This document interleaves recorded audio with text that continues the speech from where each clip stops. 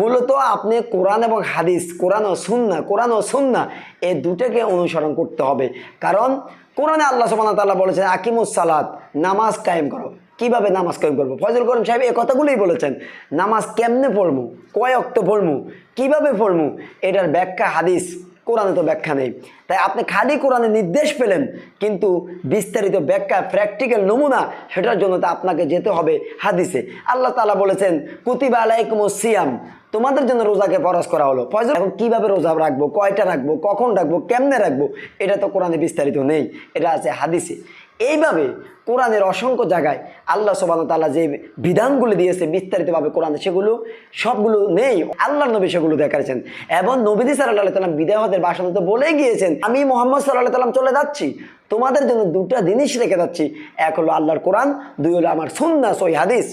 তো আপনি একটা বাদ দিয়ে আরেকটা আঁকড়ে ধরবেন।